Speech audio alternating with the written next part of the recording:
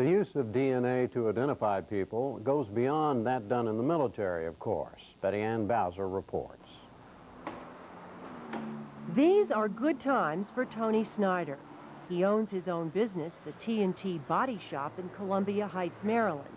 And recently, it's been financially successful. But for 7 long years, Snyder sat in a Virginia maximum security prison, convicted of rape, serving a sentence of 45 years. In 1993, he was exonerated and released after his DNA sample failed to match another found on the victim's clothing. I'm for DNA 110%. 110%. It's the greatest thing that's ever happened to me. And, you know, thanks to those scientists, and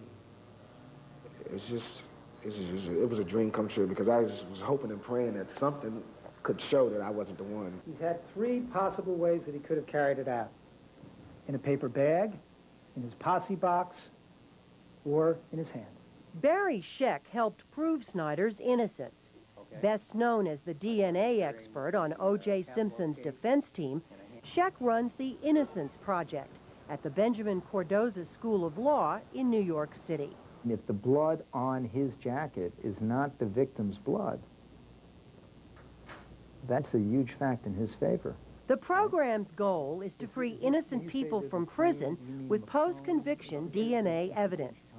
Here, Scheck reviews potential cases with students. So far, the project has exonerated 33 people. This great advance in crime solving, in forensic science, DNA testing, is excluding out a considerable number of individuals who would have otherwise been convicted. And conversely, we can go back now and look at old cases where people are claiming they're innocent and prove it in unprecedented numbers. I mean, this is extraordinary. DNA evidence is also being used to solve previously unsolved or what appeared to be unsolvable cases.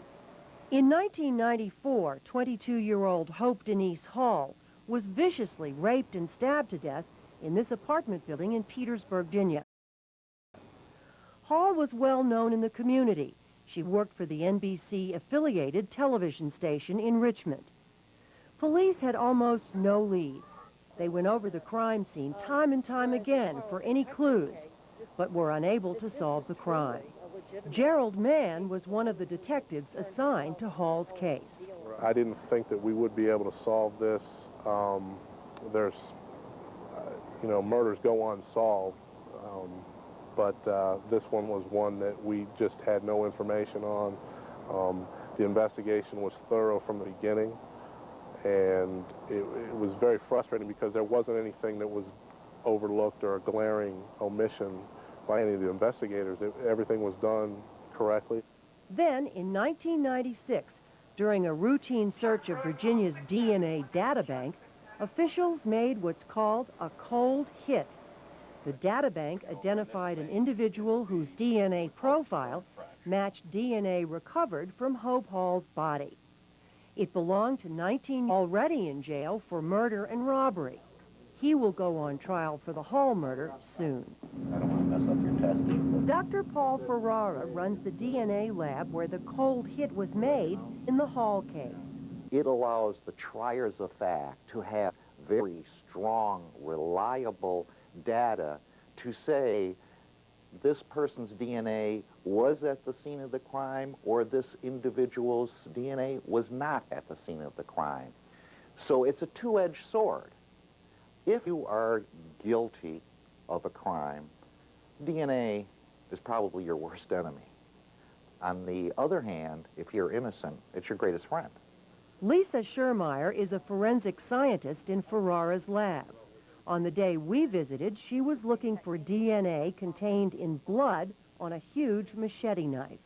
This is a chemical test for the detection of blood. It's a series of chemicals. I've put some water on the swab to swab the suspected stain. Then I go through a series of chemicals, and if it is blood, it will give me a fuchsia-type color on the swab.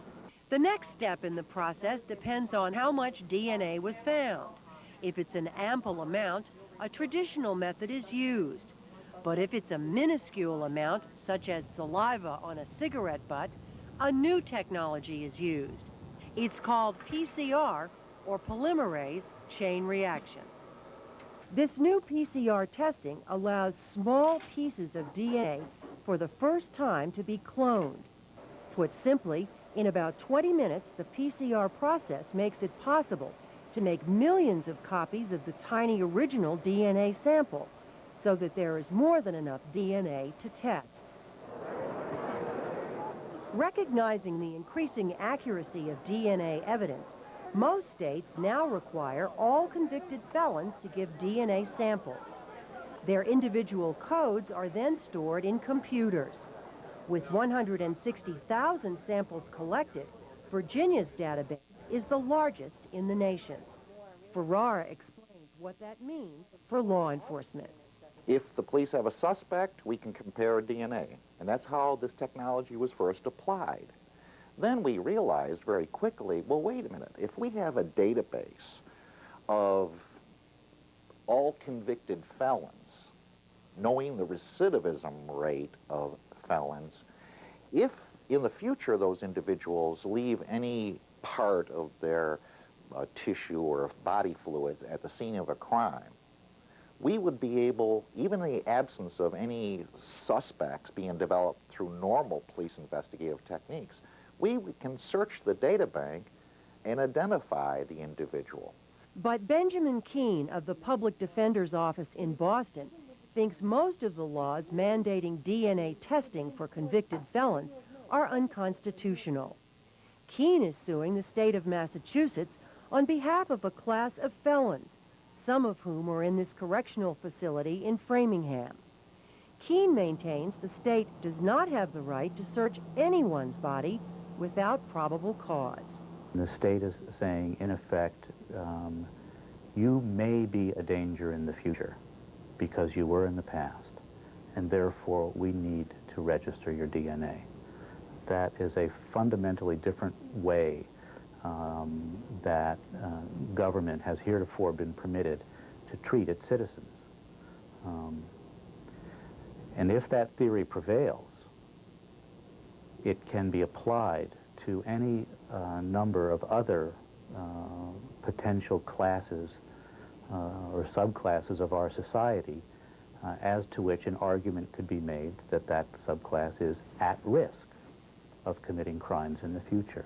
If we're going to take DNA from prisoners because they're at risk, why shouldn't we take DNA from teenagers, from homeless people, from Catholic priests, from any subgroup of society that someone is able to make a statistical argument of being at risk?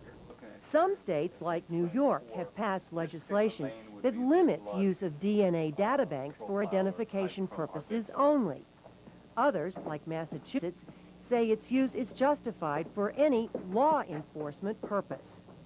I can easily imagine, unless they correct this legislation, that somebody will come along someday very soon and say, look, I have a law enforcement purpose.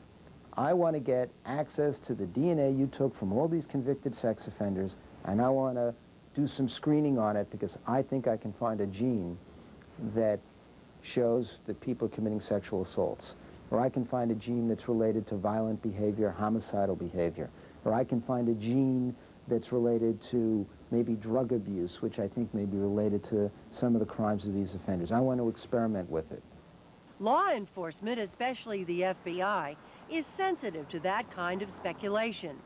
The Bureau is setting up a national data bank that will someday contain hundreds of thousands of DNA samples from all over the country.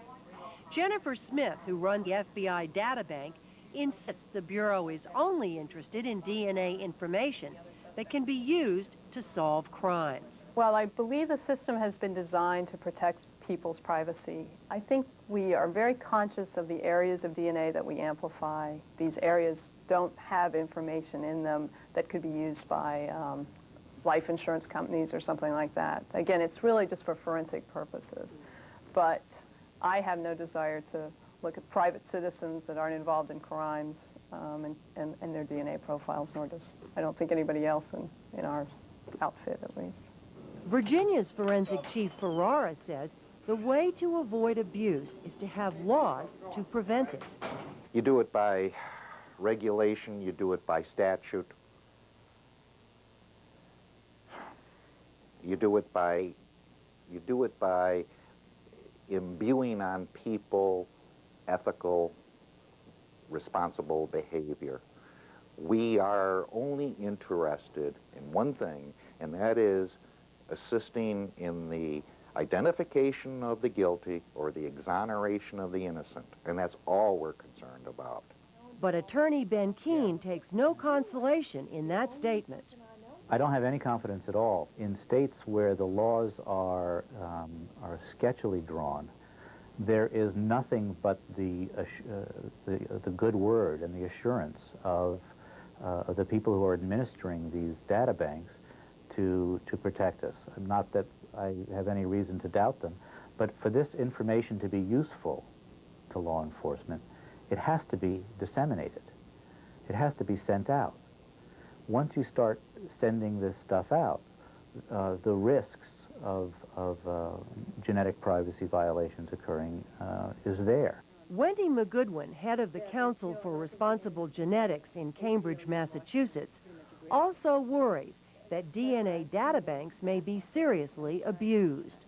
Our organization has documented numerous examples of genetic discrimination where healthy individuals have either lost their insurance or their jobs on the basis of predictive genetic information. Doctors are now able to test for hundreds of gene mutations that may put people at risk for future diseases such as cystic fibrosis or sickle cell anemia. Now, it's very important for your doctor to have that information, but it can be very dangerous if that information falls into the wrong hands. But for people like Tony Snyder, DNA technology has been a miracle. It restored his life and gave him back his reputation. As new uses for DNA technology grow, there are going to be new questions to answer, ones pitting privacy rights against the greater public good. And right now, most of those questions have no clear-cut answers.